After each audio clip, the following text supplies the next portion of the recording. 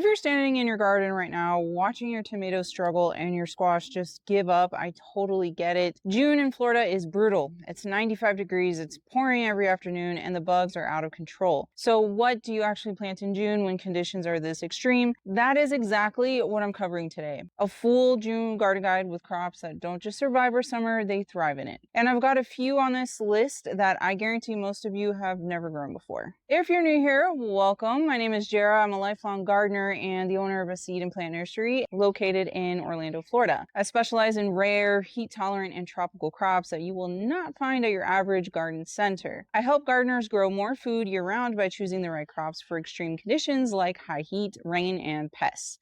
If that sounds like what you've been looking for, hit subscribe so you never miss one of my videos. And just 3 quick things before we dive in.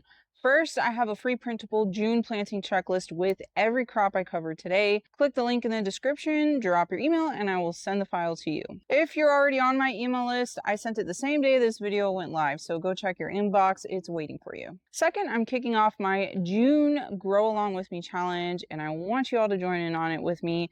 This month, I want you all to grow yard-long beans. All the yard-long bean seed packets on my website are 50% off for the entire month of June with code YARDLONG50 at checkout. One code per order, and it cannot be combined with other discounts or offers. There's a link in the description that explains all the details. Third, if you are not already a member of my seed subscription club, now is the time to join. We're shipping our fall 2026 delivery on June 20th, and you need to be an active subscriber before that date in order to receive it. I hand select the seeds in every single delivery, and I make my decision based on what I think will grow best for the upcoming season. So it's applicable no matter what state you're gardening in. You don't have to be in Florida. It's just the timing is going to be a little bit different, but don't worry, I have very detailed instructions so everyone can calculate the correct time to plant those seeds for your area. So if you don't want to miss out, go check out the link in the description.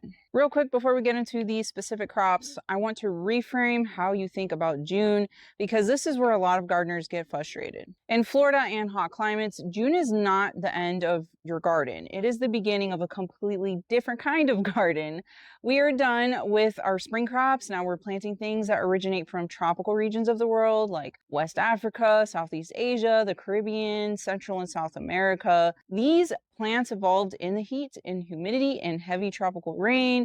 They don't just tolerate the summer, they absolutely thrive in it. June is also the start of the rainy season here in Florida and other coastal regions, and that's a huge advantage. A lot of what we're planting this month is going to get established on free rainwater. So stop fighting the climate and start working with it. That is your mindset for June. Let's start with beans. And of course, we have to start with yard-long beans that I mentioned earlier, since that is our challenge for this month. Yard-long beans are one of the most productive and heat-tolerant crops you can grow in a subtropical or tropical summer garden. A staple across Southeast Asia, yard-long beans produce pods that grow 18 inches or longer, and once they start producing, they don't stop. There are several varieties based pretty much on pod color, and I grow all of them because I just love them so much. They taste similar to green beans, but have a more crunchy texture that I especially enjoy in stir-fried dishes. It is a vining plant, so make sure you grow it up a trellis. I'm using a cattle panel to create an arch trellis, which is perfect for admiring this awesome crop and makes harvesting so much easier. Go ahead and direct sow yard-long bean seeds right now. They germinate fast in warm soil. Remember, code YARDLONG50 gets you 50% off all yard-long bean seed packets on my website this month. Next, we have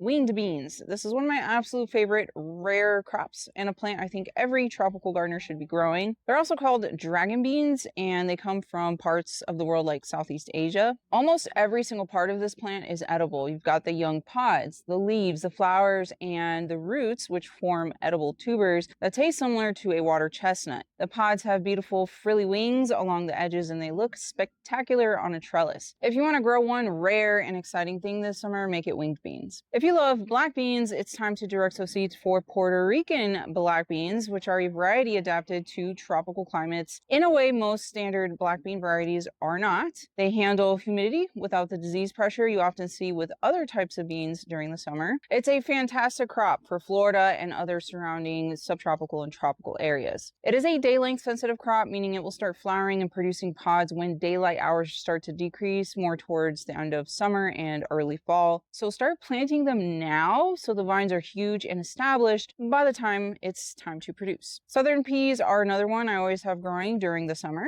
Pink-eye purple hull and California black-eyed peas are probably my favorite ones. They're heat tolerant, drought tolerant once they get established, and they actually fix nitrogen in your soil while they grow. Very low maintenance and incredibly reliable in a Florida summer. And then hyacinth beans, I love these because they do double duty in the garden. You get these beautiful purple pods and purple flowers on vigorous climbing vines, so they look gorgeous on a trellis all summer long. The young pods are edible, and if you let the beans dry and mature, you can shell them out and cook them as a dried bean. They are incredibly heat tolerant and honestly one of the prettiest things you can grow on a fence or trellis this summer. Now let's talk about a totally different category of crops, amaranth. I want to give amaranth its own moment because this plant family is extraordinarily versatile, incredibly well suited to Florida summers, and deeply underused in American gardens. There are two ways to grow it, and it's worth knowing the difference. Amaranth produces an edible grain and leaves. Some varieties are better suited for grain production, while others for leaf production. If you want amaranth for seed or grain production, I recommend a variety called Red Garnet. It produces tall, dramatic plants with deep red plumes that are absolutely stunning in the garden. The seeds are harvested when the plumes dry out,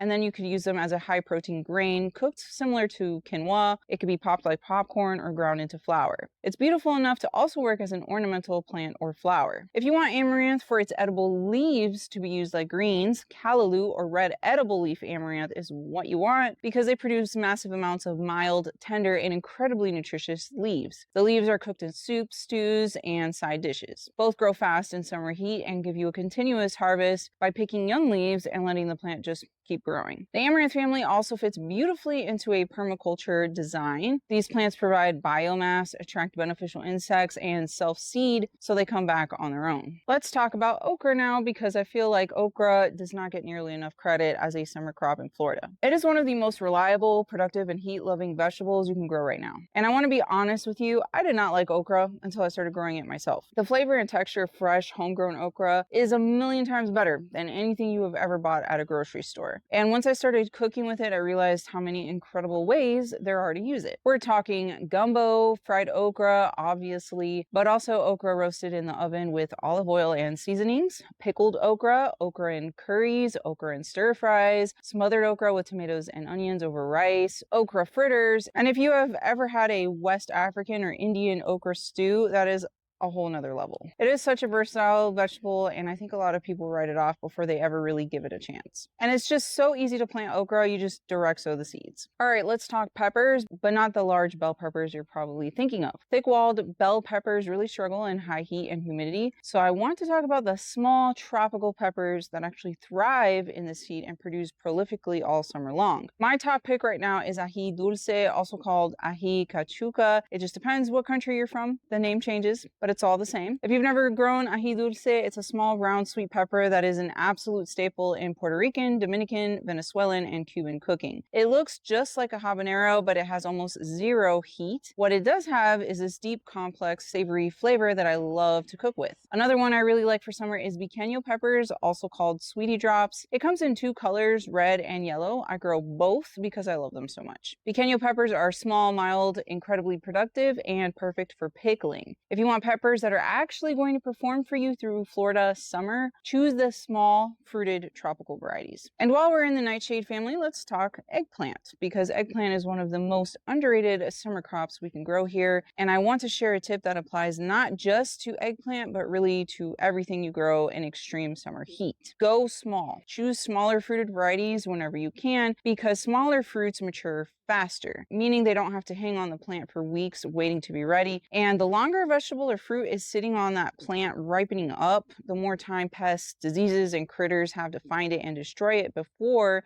you even get to harvest it. In summer conditions, extreme heat and humidity, constant pest pressure, that matters a lot. So for eggplant specifically, skip the large globe varieties and go straight for the Asian types. The Thai round green eggplant, little fingers eggplant, and Thai lavender frog are all fantastic choices for summer. They are small fruited, they mature quickly, they handle our heat and humidity really well, and they they're absolutely beautiful in the garden. The Thai round green, the small round one you see in Thai curries, has this wonderfully complex flavor that I think is so much more interesting than a standard eggplant anyways. You can direct sow or transplant them now and they'll take off very quickly. Next, let's talk about one of my absolute favorites, the Everglades tomato. This is my Everglades tomato patch. Goes from all the way back there, all the way here. I don't even know how many plants this is, a lot. And I didn't have to plant any of these. These reseeded here on their own, and I'm completely fine with that. I do not recommend growing tomatoes as a summer crop here in Florida and other subtropical and tropical regions. In extreme heat, they simply stop producing. And on top of that, they will just sit there attracting pests and diseases. It becomes more of a headache than what it's worth. Tomatoes are really a fall and spring crop here, and that is when you're going to get the best results. By the end of June, I'm out in the garden pulling up all of my spent spring tomato plants. And honestly, by that point, I've already harvested a ton. So they've done their job and it's time to let them go. But there is one exception, the Everglades tomato. This is a true Florida heirloom made for our climate. It produces a massive amount of currant-sized tomatoes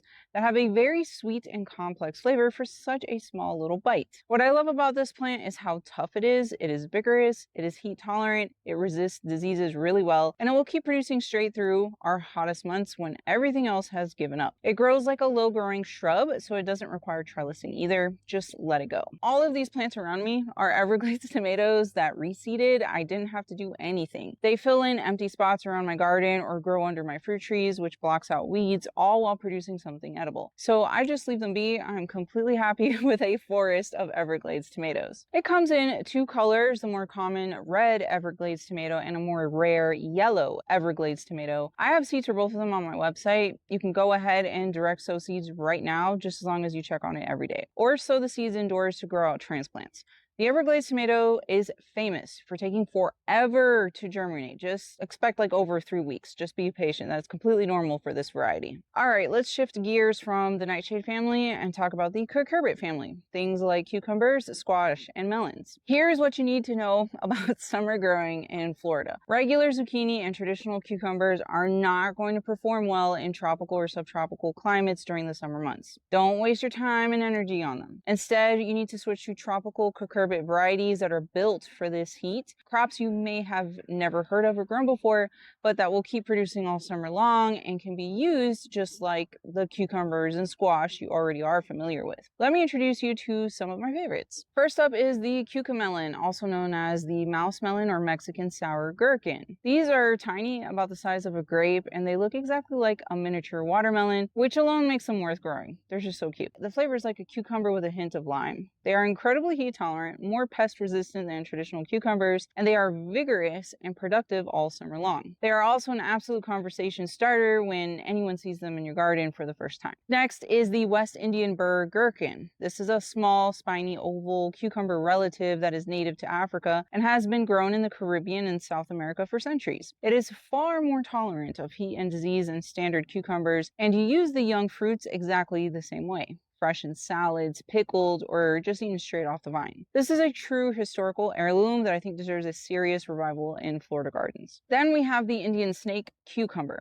This one is long, slender, incredibly crisp, and very heat tolerant. When your regular cucumbers are struggling with disease and heat stress in the middle of summer, this variety just keeps going. The fruits grow impressively long and the flavor is mild and refreshing, a fantastic summer cucumber alternative. Now here's my wild card for this section. Chocha, also called kaigua, if I said that correctly, or lady's slipper. This is a South American cucurbit that comes from the Andes, and it is truly unique. When the fruits are young, you eat them raw or cook them like a cucumber or pepper. But when they mature, they become completely hollow inside, which makes them perfect for stuffing, like a stuffed pepper, but with a cucurbit. They are vigorous climbers, they handle the heat well, and this is one of those plants that will genuinely make people stop and ask, what on earth are you growing? Next, I want to talk about a squash group that every Florida gardener needs to know about, Cucurbita argyrospema, also known as the Cushaw group. This species evolved in the hot, humid, pest-heavy environment of Mesoamerica. It is significantly more resistant to squash vine borers, squash bugs, powdery mildew, and the general disease pressure that wipes out most squash here in Florida. Two varieties I especially recommend are the Mayan calabacita, which is compact and productive and has been grown in Mesoamerica for centuries, and the Cushaw squash varieties, which produce large, beautiful fruits and are are incredibly vigorous. If you have been losing the battle with squash in the Florida summer, switching to cucurbita agrosperma will help. And finally, the bottle gourd, also called calabash squash or opal gourd, and I mean the one that is long and straight, not the one used to make birdhouses. They are harvested when young and green, and when cut into, it looks spongy and soft like when you cut into zucchini. This one is heat tolerant, vigorous, and produces large fruits that are used as a vegetable when young and tender, popular in Asian, Indian, and African cuisines. It is an easy crop to grow in summer heat and a fascinating dual-purpose plant that I think more Florida gardeners should be trying. I have so many planting ideas to share for the month of June that I decided to split this video into 2 parts. This video was part 1, part 2 drops on Tuesday, June 2nd, and I cover things like root crops, tropical herbs, and summer cover cropping options, among other things. Make sure you subscribe so you don't miss part 2.